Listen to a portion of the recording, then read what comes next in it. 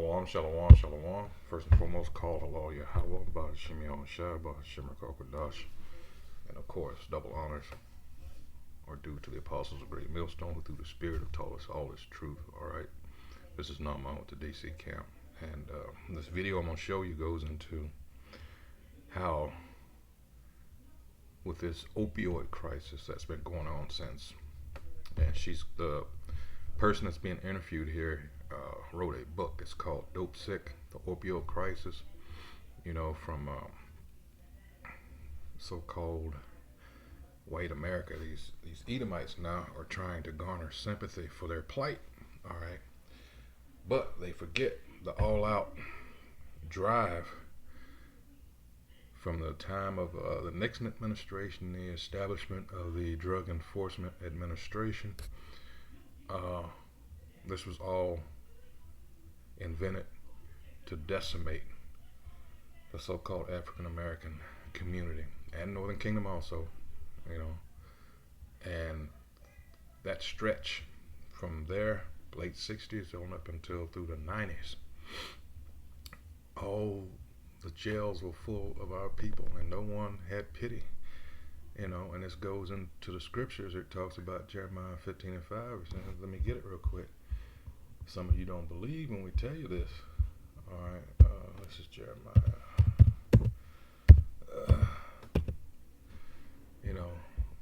These prophecies, these scriptures, hey, they jump off the page at you. This is, like I said, during this time, nobody had pity on us. This is Jeremiah 15 and 5. It says, "For who shall have pity upon thee, O Jerusalem?" Remember, Jerusalem is a people before it's a place. "Or who shall bemoan thee? Or who shall go aside to ask how thou doest?" Answer is no one. All right, because they all, as it says in First Maccabees 2 and 10, they all took part. All right, Psalms 83rd chapter. It is a conspiracy. All right, and they all were confederate against us. So let's go ahead and let this woman talk. Wow, the pity party. Here we go. 1,000 Americans died from overdosing last year alone. It is a crisis that strikes right at the American heartland, Trump country. This week, the president signed a new legislation which aims to add more resources for those suffering from addiction. Journalist Beth Macy has reported extensively on the epidemic. Her new book, Dope Sick, captures America in a state of emergency, from users and dealers to grieving families and exhausted nurses. And she told our Michelle Martin what drew her into this tangled web. Beth Macy, welcome. Thank you so much for speaking with us. Thanks for having me. I bet it's hard now since you've been living with this subject for so long. But do you remember when you first heard the word OxyContin? Yeah, I was a reporter in Roanoke, Virginia, and my colleagues were going off and covering rural Western Virginia, where they were having a spate of overdoses, kids overdosing in the library, coal miners overdosing, farmers losing their farms, murders happening in communities that had never happened. And this is in the late 1990s, so that really is how long we've been dealing with this crisis. People tend to only think it's since heroin picked up, but this goes back 22 years. So how did you hear the word? What happened? Did people come back to the office and say, "Beth, it's the craziest thing. You're not going to believe it." Like, how did it become real to you? Yeah. One of my colleagues, Lawrence Hammock, covered the crime that was happening in localities in Central Appalachia where people had never locked their doors. Now they were being broken into because people were stealing their OxyContin. There was a grocery store manager got shot as he was doing the night deposit, so people could steal money to get their black market OxyContin. And we had never seen that kind of crime on that scale in these rural communities. So how did you realize that was the story? Because it's almost like it was hiding in plain sight. I mean, these terrible things were happening. When did you realize that this was the thread that tied it all together? Because it was an effort to suppress it on purpose. As if to say, we're not like those niggers. And this is clearly the Most High making mockery of them. All right, continuing on.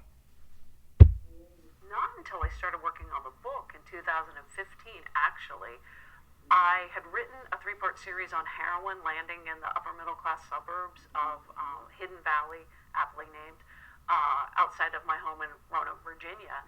And even then, people didn't put the connection between the overprescribing of opioids and the introduction of OxyContin in the late 90s, mid to late 90s, with the fact that when the pills got hard to get, people were still having to go to heroin now and later to fentanyl, because once you're hooked on the morphine molecule, whether it's OxyContin, oxycodone, hydrocodone, or heroin, you have to keep having it in order not to feel dope sick, which is what they call this excruciating withdrawal. Yeah, tell me a little bit more about that. What is dope sick? Dope sick is what users call the feeling of withdrawal. It is sweating, diarrhea, cramps, vomiting, nausea, restless leg. They all say it's like the worst flu times 100. And as somebody early in the book says, at the end of your journey, you're not doing heroin or pills in order to get high. You're just doing it not to be dope sick. You know, for people who have no experience with this, and you know, that's a dwindling number of people in this country, as you make abundantly clear, a lot of people might think, well, what's the appeal? So how did this all start? Well, 3 out of 4 people start with prescribed opioids, whether it's prescribed to them. Some kids who are experimenting will start out stealing leftover painkillers from their parents, grandparents' medicine cabinets. Why? Just for the fun of it? Just yeah. the I mean, when you and I were growing up, it was maybe alcohol, maybe marijuana, but now kids are doing, you know, pills at parties. And if you look at the data, the number of prescribed, diverted pills is just off the hook. 2/3 of college seniors have been offered ADHD medication. You know, in fact, the thing about your work is, you know, you don't point the finger at any one cause or any one thing, but you definitely point the finger or lay a lot of responsibility on aggressive marketing tactics by pharmaceutical companies, and one in particular, which is Purdue Pharmaceuticals, which was owned by 3 brothers, the famously private Sackler family. What exactly did they do to lay the groundwork for this crisis? So when OxyContin came out in 1996, the FDA allowed them to make this sort of nebulous, squishy claim that because it had this brand new 12-hour time-release mechanism that was supposed to allow OxyContin to bleed out over 12 hours, it was less likely to be abused or to set people up for addiction. And if you go to those communities where it tended to be prescribed a lot, Central Appalachia, Machias, Maine, it was really clear that users very quickly figured out an end run around the time-release mechanism. They would put the pill in their mouth, let the coating, the time-release coating melt off, and then they would wash it on their sleeves. And so they would go around with like orange from the 40 milligram, green from the 80 milligram, stains on their shirts from this. And then they would get the full euphoric crush of that pill in one foul swoop. And that sets people up for addiction. And the company said, you know, they didn't know until 2000 that it was being abused. But I mean, it took me about a half an hour to find the first cop who saw people walking around almost immediately with these orange and green stains on their shirts. So many people tried to sound the alarm. People tried to call the company and say, hey, this is actually more dangerous than you're saying. Right. Dr. Art Van Zee, who practices in a sliding scale clinic in Central Appalachia, was one of the first to call him on the phone. And he said, I know you say the drug isn't addictive or addiction is exquisitely rare, but we've got high schoolers ODing in the Lehigh Library, kids I immunized as babies. We've got farmers, you know, losing everything to this drug. It is addictive. And see, this is beautiful. This is beautiful. And again, this is Yahweh, Hashem Yahweh Shai, you know, and what an awesome power that we serve, all right? These Edomites are being laid bare, all right, for everyone to see, for the hypocrites that they are, all right, because, like I said at the beginning, they're trying to garner sympathy for themselves. In the meantime, boy, they went extra hard in portraying that image of Jake out there as being losers and criminals, and we should get them all off the street, you know, And now this guy that Jake has championed now, Joe Biden, who looks like, as of now, this is the 6th of November, it looks as if he's going to win. All right. And he's the one that championed the crime bill back in the 90s to get Jake off the street. See, I don't care how they ended up where they are.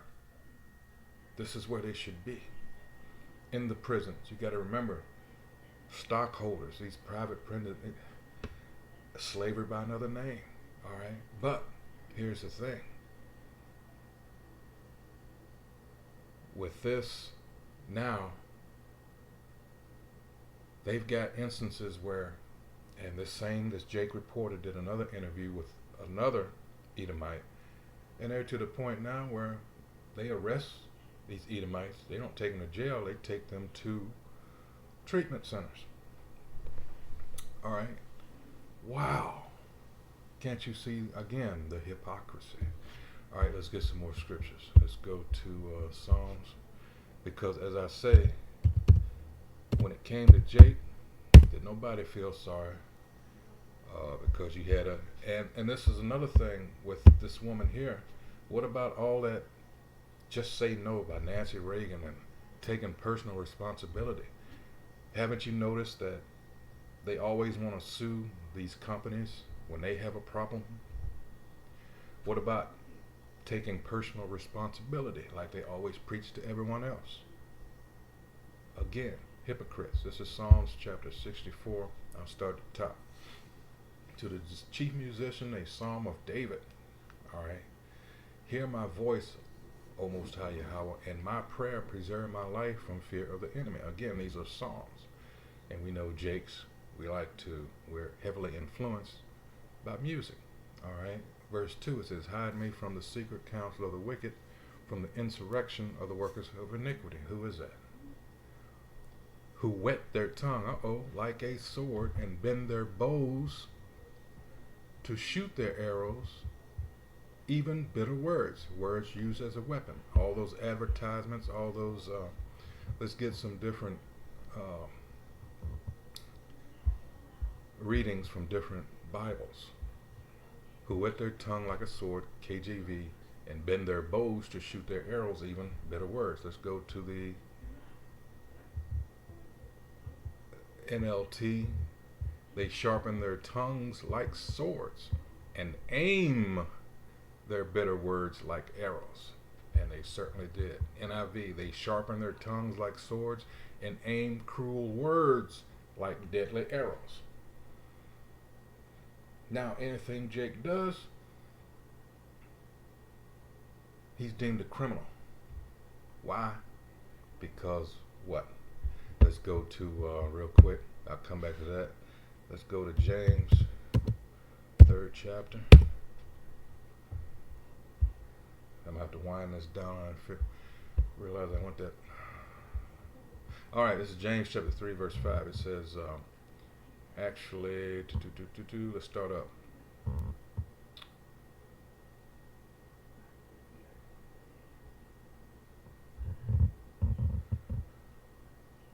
Verse 5 says, even so the tongue is a little member, and boasteth great things. Behold, how great a matter a little fire kindleth.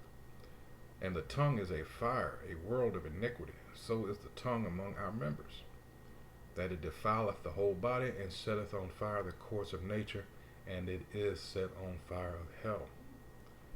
For every kind of beast, and of birds, and of serpents, and of things in the sea is tamed, and hath been tamed of mankind. But the tongue can no man tame. It is an unruly evil, full of deadly poison. See, people forget that, yes, Esau has the blessing of a sword, but also what? Through deception, he did a lot of things. All right? And that's where he goes. He purposely painted a picture, all right, for our people. You got to understand, after chattel slavery, when they could do anything and everything, all right, without a recompense, things changed, so their strategy had to change. All right, because having to do business around the world, all right, they didn't want to be seen as outright hypocrites, preaching all this BS to the world. Well, you shouldn't treat your people like that. And all the time, all everybody had to do was say, wait a minute, well, what about these people you had in subjection for hundreds of years? And you hear people call them out on it, on occasion, especially more now. That's why I hate that old boy passed away, Hugo Chavez from Venezuela, and also who used to, what was he? Ahmadinejad from Iran. All right. Oh man, they got him at the UN up until to the point where they would get up and walk out. All right. Again, hypocrites. Let's see. Let's go back to Psalm 64. All right. Again, everything's being revealed about these bastards. All right. Verse 4, it says that they may shoot in secret. All these think tanks and Bilderberg groups and all that. It says that they may shoot in secret at the perfect. Suddenly do they shoot at him and fear not. Of course they don't, because they think that they're at the top of the food chain. They encourage themselves in an evil matter. They commune of laying snares privately. They say, who shall see them? All these unjust laws, or I mentioned the private prison industry. This is all designed. They have a thing, it's called ALEC. It stands for the American Legislative Exchange Council. And I believe they meet in Philadelphia every year. They just, a couple of months ago, had their annual meeting. All right. And that's a big thing with these Republican legislators and of such. They go up there and get a lot of lobbying, to keep these jails. And a lot of people invest in these jails. A lot of movie stars that you might have liked growing up are investors in these private prisons. All right. And it's, hey, the prison industrial complex. So for time's sake, I'm going to cut it short right there. Of course, I'll post a link to this. This is from PBS, this Amanpour and Company. And this interview here with the woman's name is Beth Macy. And her book is Dope Sick. And it's the opioid crisis that are hitting these devils. All right, so with that, once again, call the law Yahweh, Bahashim Yahushua, Bahashim Rakakadash, and of course, once again, double honors to the apostles of Great Millstone, who through the Spirit have told us all this truth. Salutations to the occupant out there on the highways and byways pushing this truth, all honor, sin, and sincerity, while trying to wake up the remaining, hopefully elect. So with that, Shalom.